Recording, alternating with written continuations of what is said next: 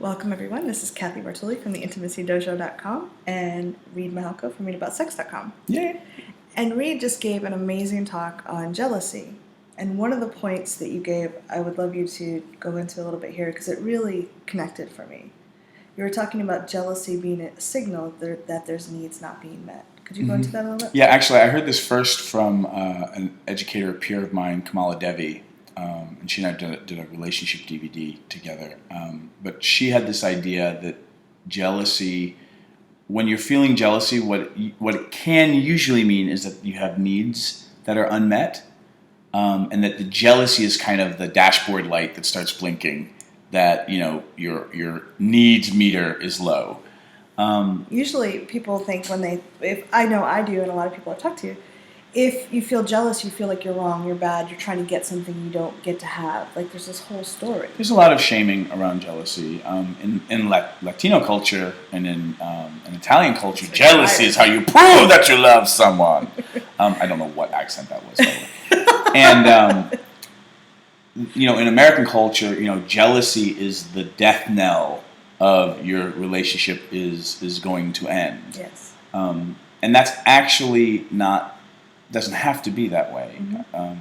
Because we don't talk about jealousy a lot in our culture, we just always try to avoid it. People's muscles for dealing with jealousy have atrophied. We shove it down and try to pretend it's not there. Yeah, and which means that when it comes for you, it clobbers you. So the idea, if you start deconstructing complex emotions like jealousy, and people can go to my website and there's a whole thing they can download about jealousy. And he has a great product too, the eight-armed battling the eight-armed octopus of jealousy. But the idea of if you look at jealousy as a bunch of different needs, I have a need to feel secure, special. I need to feel special. I have a need to, not feel like I'm going to lose you. And everyone has different sets of needs, right? Some are more important than others. But when you're getting your needs met, like if you make me feel like I'm special, and my special needs, and I do, like really, I have high inclusion needs, which is why I usually run events, because they can't kick me out. But I also have a need to feel special. So when I'm feeling made special by you, and a couple of my other needs are fulfilled, it's rare that I would ever get jealous. And there's this idea of like treating jealousy like asthma, and this was kind of my thing that I came up with another peer of mine, Dr. Beth. If you know your triggers, you can avoid having your asthma attack, your jealousy attack. And then if you get really good at knowing your triggers, you can actually start doing the work to inoculate yourself against them. Taking care of these things in little doses so that you can handle them, but also making sure you're getting your needs met. Right. And what's really interesting is that for a lot of people, when you get your needs met, you don't get rocked. Right. And you don't notice that you don't get rocked. You only notice when you get rocked. Yes. When the jealousy comes for you, and then you freak out. So if you can break jealousy down to a needs-based kind of thing, make sure you're getting your needs met ahead of time, like fortify yourself, and or learn how to ask to get your needs met in the moment.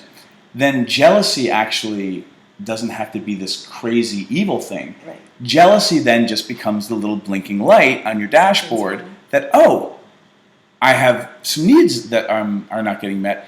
And I know what my usual triggers are, so what are the needs inside of that? Oh, hey, honey, you have such a crush on your new friend from work. I don't feel special. Will you just tell me that you're never leaving me because I have a fear of being, lost? Tell me that you're never leaving me, that I'm special, and, let's plan a date night for Wednesday. And then all of a sudden, because I've got my personal time and the reassurance that I need, relax. Yeah, and I might even be able to enjoy that you have this silly crush on your work person dude who I know in 6 months is just going to drive you crazy because you are always like that. And ta-da! Now I know more about myself, I know more about us, and our relationship becomes more solid. Yes. Yes, so you can use it as a signal to learn more about yourself. Mhm.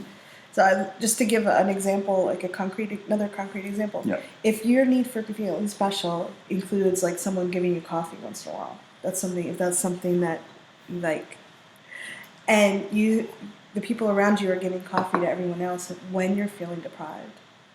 Well, that's just mean. Yeah, that's mean. Well, that would trigger the jealousy. Yeah. But if you've gotten some coffee and you've been made to feel special, then someone else getting coffee doesn't necessarily trigger that Yeah. same. And then to end, I'll leave you with this thought.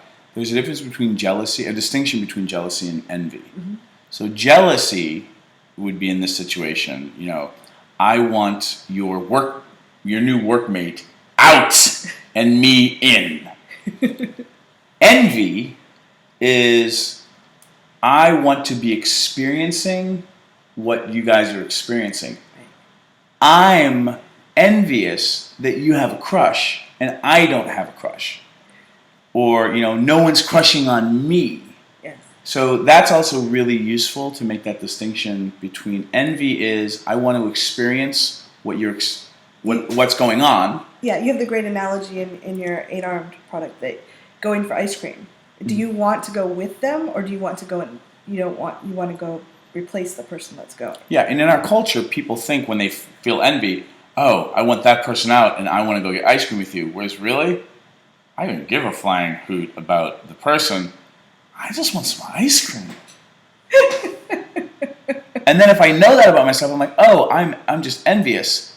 That has nothing to do about what's going on with you and so-and-so. Mm-hmm. And then all of a sudden I can relax and we don't have to have a big fight about so-and-so when it's really not about them. Yeah. Got it? Thanks. You're welcome. Leave comments. Bye.